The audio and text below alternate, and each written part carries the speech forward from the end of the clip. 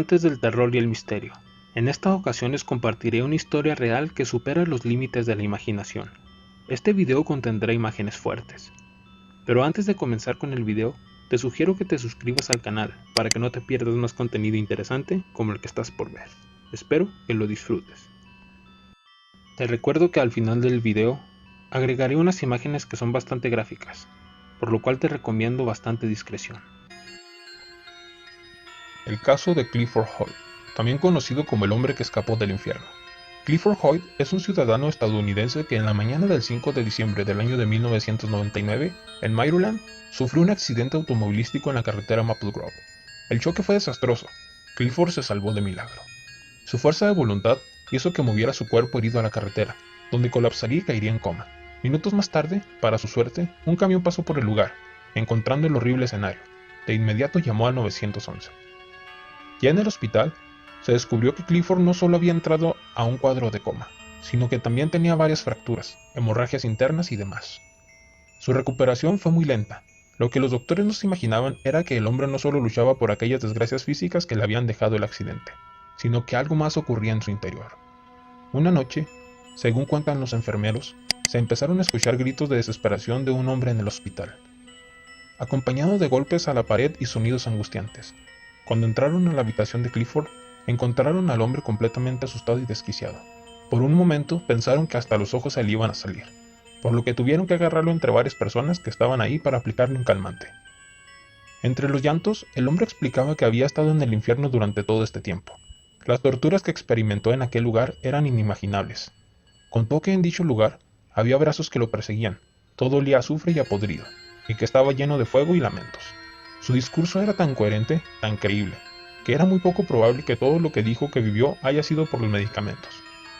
Clifford se recuperó a los días, y a pesar de que le dijeron que necesitaba consejería psicológica, él la rechazó. Semanas después, tras haber regresado a su departamento alquilado, los vecinos se quejaron con el dueño del edificio, ya que Clifford tocaba música a muy altas horas de la noche.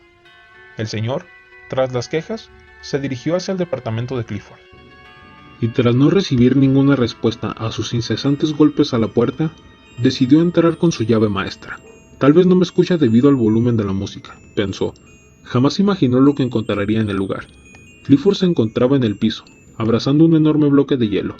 La sala parecía una posilga. El propietario tomó fotografías del lugar para entregarla a la policía. Clifford decía que era consciente de todo lo que estaba haciendo. La música la tocaba para que los demonios del infierno no se lo llevaran otra vez. Solo así los podía mantener alejados.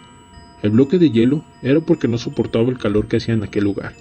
Luego de eso, su familia se vio obligada a internarlo en un centro psiquiátrico de Maryland.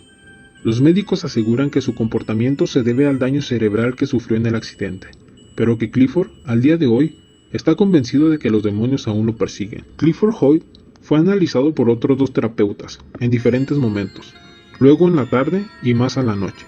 Y si bien la primer psiquiatra afirmó haber visto algo de seriedad en sus ojos, en cambio, los otros 2 llegaron a la conclusión de que el daño cerebral que había producido en el hombre el accidente automovilístico claramente había afectado a su psique. Por eso mismo, la junta médica determinó que lo enviarían a la institución mental más cercana en Maryland.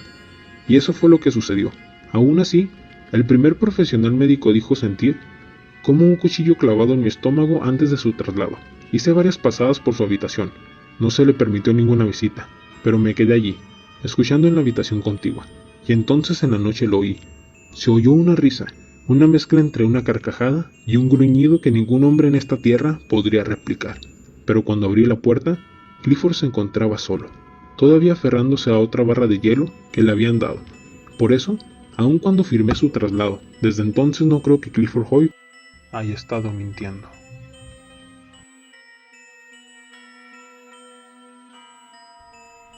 Esto ha sido todo por mi parte.